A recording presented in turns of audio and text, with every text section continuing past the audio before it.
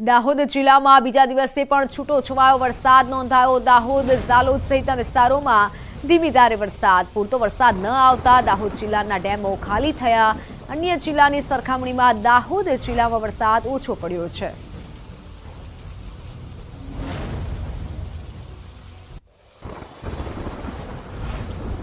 અમદાવાદ શહેરમાં ફરી વરસાદ। પૂર્વ વિસ્તારમાં વરસાદી માહોલ। બાપુનગર ઠક્કરબાપા નગરમાં વરસાદ।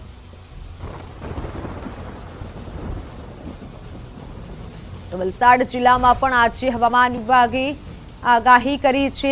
અમદાવાદમાં ફરી એકવાર વરસાદી માહોલ જામ્યો છે। પૂર્વ વિસ્તારમાં વરસાદી માહોલ જામેલો છે। દ્રશ્યો છે અમદાવાદના પૂર્વ વિસ્તારમાં કે જ્યાં છૂટોછવાયો વરસાદ થઈ રહ્યો છે। બાપુનગર ઠક્કરનગર બાપાનગરમાં પણ વરસાદી માહોલ જામેલો છે। મહત્વનું છે કે અમદાવાદમાં અલગ અલગ વિસ્તારોમાં આજે વરસાદી માહોલ જામેલો છે। ખાસ કરી પૂર્વ વિસ્તારમાં વરસાદ થઈ રહ્યો છે।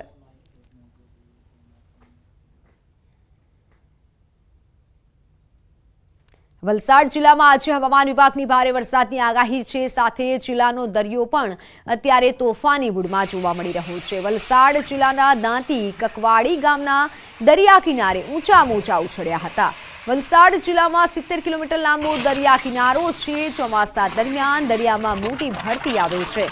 આજે પણ દરિયામાં મોટી ભરતીનો સમય હતો અને દરમિયાન દાંતી કકવાડી ગામના દરિયા કિનારે ઊંચા મોજા ઉછળ્યા હતા અને દરિયાદેવનું ડરામણું રૂપ જોવા મળ્યું હતું।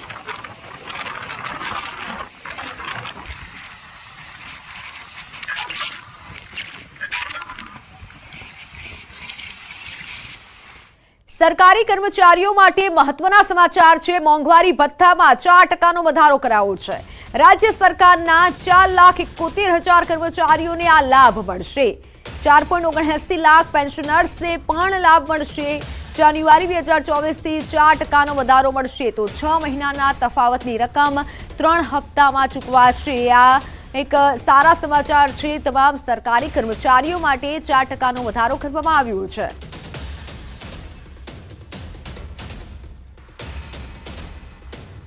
તો રાહુલ ગાંધી ગુજરાત આવે તેવી શક્યતા છે। કોંગ્રેસની પોલીસ ફરિયાદ ન લેવાતા શક્તિસિંહ ગોહિલે અપીલ કરી છે। રાહુલ ગાંધીને ગુજરાત આવવા માટે અપીલ કરવામાં આવી છે। રાહુલ ગાંધીને અમદાવાદ આવી ધરપકડ થયેલા નેતાઓને રાહુલ ગાંધી મળે તેવી શક્યતા છે।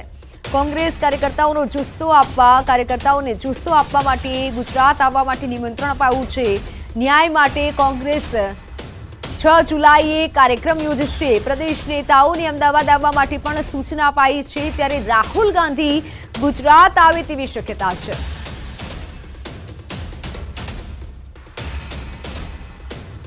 हमने इसके खिलाफ भी हम चुप रहने वाले नहीं है। हमने राहुल गांधी जी को विनती किया है कि आप आपके बब्बर शेर जो लड़ रहे हैं उनको मिलने प्रदेश कार्यालय में जैसे ही आपको वक्त मिले आप आइए। मुझे पूरी उम्मीद है कि मेरे नेता राहुल गांधी जी जल्द अहमदाबाद आएंगे।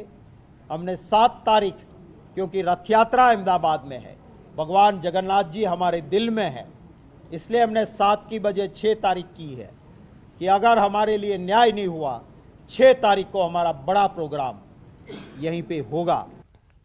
અમદાવાદમાં કોંગ્રેસ ઓફિસ બહાર પોલીસ બંદોબસ્ત ગોઠવાયો છે। ક્રાઇમ બ્રાન્ચ સહિત સ્થાનિક પોલીસનો બંદોબસ્ત ગોઠવાયો છે। પાલડી સ્થિત કોંગ્રેસ ભવન પાસે બેરિકેડ लाग्યા છે। અમદાવાદમાં ભાજપ કોંગ્રેસ સામને સામને આવ્યા બાદ પથ્થરમારો થયા બાદ હાલ પોલીસનો કાફલો કોંગ્રેસ ભવન ખાતે ખડકી દેવામાં આવ્યો છે। પાલડી સ્થિત કોંગ્રેસ ભવન પાસે બેરિકેડ લગાવવામાં આવ્યા છે।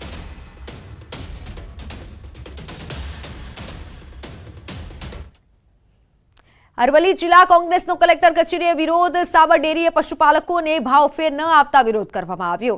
પૂર્વ ધારાસભ્ય જશુ પટેલ ખેડબ્રહ્માના એમએલએ વિરોધમાં જોડાયા। ભાવફેર જલ્દી નહીં અપાય તો સાબર ડેરીમાં હલ્લાબોલની ચીમકી। બાયડ તાલુકા પંચાયતની જગ્યા દૂર નહીં લઈ જવા માટે રજૂઆત કરાઈ। નવી કચેરી 4 કિલોમીટર દૂર જ લઈ જવાની હિલચાલથી આક્રોશ ફેલાયો છે। ત્યારે આ બંને મુદ્દે કોંગ્રેસે જિલ્લા કલેક્ટરને આવેદનપત્ર આપ્યું છે।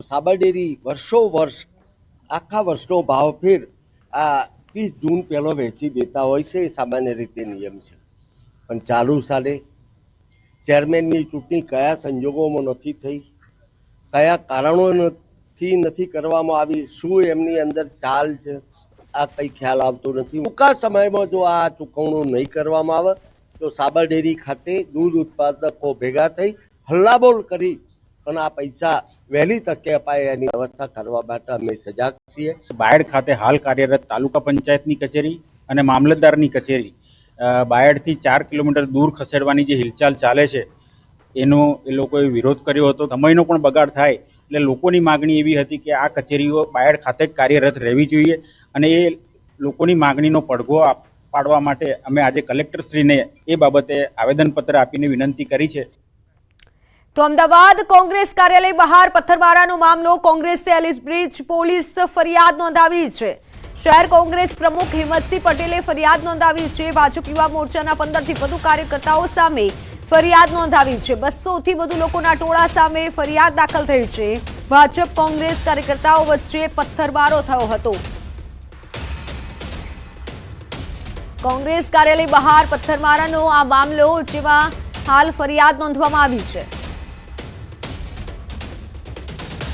તો બોટાદના સાળંગપુરમાં ભાજપની કારોબારી બેઠક, આજથી 2 દિવસ ભાજપની પ્રદેશ કારોબારી બેઠક, ધારાસભ્યો, સાંસદો અને જિલ્લા પ્રમુખોની હાજરી. મેયર અને તાલુકામાં પ્રમુખો કારોબારી બેઠકમાં હાજર રહેશે. પ્રથમ વખત બૃહદ કારોબારી બેઠકમાં તેઓ ઉપસ્થિત રહેશે. પ્રથમ વખત 1300 અપેક્ષિત હોદ્દેદારો હાજરીમાં બેઠક થશે. તો 5 જેટલા બૃહદ કારોબારી બેઠકમાં મંથન પણ કરશે. આજે અપેક્ષિત કાર્યકરો સાથે રજીસ્ટ્રેશન બાદ આવતીકાલે સવારથી વિસ્તૃત કારોબારી બેઠક. આવતીકાલે સવારે 9 વાગે પ્રથમ વૃક્ષારોપણ કાર્યક્રમ થશે અને વૃક્ષારોપણ કાર્યક્રમ બાદ પ્રધાનમંત્રી મોદીના અભિવાદન પ્રસ્તાવ થશે. કારોબારી પ્રારંભ થશે.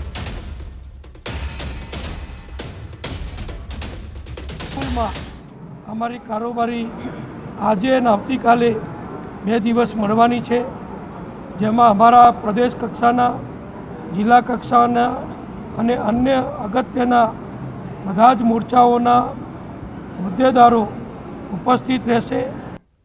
તમારી સાથે સંવાદદાતા ગૌતમ જોડાઈ ચૂક્યા છે. ગૌતમ, બોટાદમાં મહત્વની બેઠક થવાની છે, તેને લઈને શું વધુ ખબર? 2 દિવસ કઈ કઈ મુદ્દે ચર્ચા કરવામાં આવી શકે છે?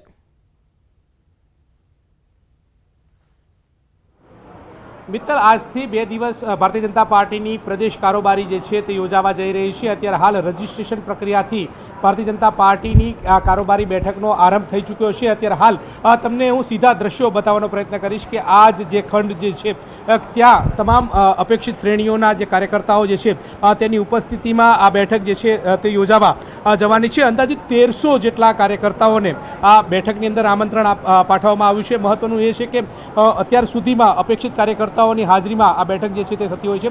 600 જેટલા કાર્યકર્તાઓ અપેક્ષિત શ્રેણીની અંદર હાજર રહેતા હોય છે, પરંતુ આ બૃહદ કારોબારી યોજાવા જઈ રહી છે તેમાં 1300 જેટલા કાર્યકર્તાઓને આમંત્રણ પાઠવવામાં આવ્યું છે અને તમામ કાર્યકર્તાઓ હાજર રહેશે. 5 જેટલા પ્રસ્તાવો જે છે ત્યાં કારોબારી બેઠકની અંદર પારિત જે છે તે થવાના છે. અત્યારે હાલ તમે દ્રશ્ય જોઈ રહ્યા છો કે મહત્વનું જે સ્ટેજ જે છે તે નિર્માણ કરવામાં આવ્યું છે. સારંગપુર નું જે ટેમ્પલ જે છે, ટેમ્પલ ખાતે થઈને આ સ્ટેજ જે છે તે નિર્માણ કરવામાં આવ્યું છે અને ત્યાં તમામ અપેક્ષિત કાર્યકર્તાઓ જે છે તે પણ પહોંચી રહ્યા છે. પૂર્વ સાંસદ મોહનભાઈ કુંડારી આપણી સાથે છે, તેમની સાથે વાત કરીશું. મોહનભાઈ, શું કહેશો? આજથી આ કારોબારીનો પ્રારંભ થઈ ચૂક્યો છે. અત્યાર સુધી 600 જેટલા અપેક્ષિત કાર્યકર્તાઓ હાજર રહેતા હતા, 1300 કાર્યકર્તાઓ હાજર રહેશે. કાલથી આ કારોબારી વિસ્તૃત રીતે મળશે. 5 પ્રસ્તાવો પારિત થશે. કયા કયા 5 પ્રસ્તાવો પારિત થવાના છે? પ્રસ્તાવ પછી ખબર પડે, પણ 2 દિવસની કારોબારી છે, આજથી કરીને કાલ સાંજ સુધી. અને પાર્ટીના બધા પદાધિકારીઓ, પ્રદેશના હોદ્દેદારો, ધારાસભ્ય, સંસદીઓ અને પ્રદેશ કાર્યકારીના સભ્યશ્રી, આમંત્રિત સભ્યશ્રીઓમાં ઉપસ્થિત છે. મહત્વનું એ પણ છે કે પરિણામ જે આવે છે, પરિણામની આ બેઠકની અંદર સમીક્ષા થશે કે કેમ? એ બહુ ખબર નથી એજન્ડામાં શું છે. ચોક્કસથી તો અત્યારે હાલ આ પ્રકારની વાત કરી રહ્યા છે મંત્રી પૂર્વ જે છે તે પણ આપણી સાથે. બિલકુલ ગૌતમ, આભાર માહિતી બદલ. તો આજથી 2 દિવસ ભાજપની મહત્વની પ્રદેશ કારોબારી બેઠક મળશે, જેમાં ધારાસભ્યો, સાંસદો અને જિલ્લા પ્રમુખોની પણ હાજરી રહેશે.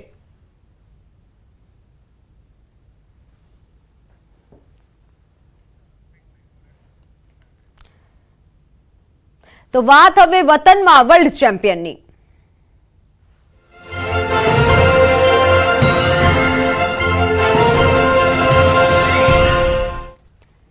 T20 વર્લ્ડ કપ જીત્યા બાદ ટીમ ઇન્ડિયા ભારત પરત ફરી છે ત્યારે દિલ્હી એરપોર્ટ પર ઇન્ડિયા છે અને ઇન્ડિયાનો અવાજ જ અવાજ ગુંજી રહ્યો છે।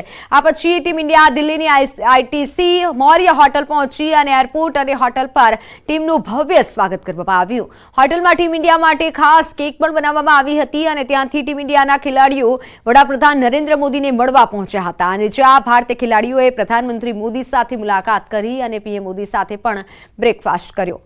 તો જે બાદ રોહિત શર્મા અને કોચ રાહુલ દ્રવિડે પીએમ મોદીને ટ્રોફી પણ સોંપી તો પીએમ મોદીએ ખેલાડીઓ સાથે વાતચીત કરી હતી જેનો એક વિડીયો સામે આવ્યો છે। ટીમ ઇન્ડિયા હવે મુંબઈ જવા માટે રવાના થઈ છે।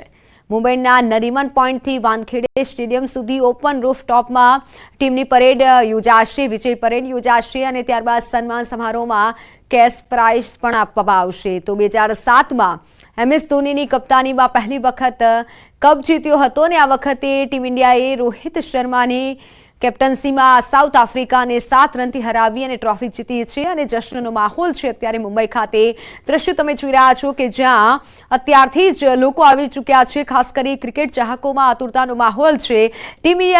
ટીમ ઇન્ડિયાને આવકારવા માટે અત્યારે ક્રિકેટ ચાહકો મુંબઈ ખાતે પહોંચી ચૂક્યા છે। ચેમ્પિયન ટીમ ઇન્ડિયાને આવકારવા માટે, તેમનું સ્વાગત કરવા માટે, તેમનો ઉત્સાહ વધારવા માટે હાલ તેઓ પહોંચી ચૂક્યા છે। તમામ ચાહકો પહોંચી ચૂક્યા છે ચેમ્પિયનના સ્વાગતમાં। દેશમાં અત્યારે જશ્નનો માહોલ છે। વર્લ્ડ ચેમ્પિયનનું ભવ્ય સ્વાગત કરવામાં આવશે અને હાલ ટીમ ઇન્ડિયા મુંબઈ આવવા માટે રવાના થઈ ચૂકી છે અને આ દ્રશ્યો તમે જોઈ રહ્યા છો કે જ્યાં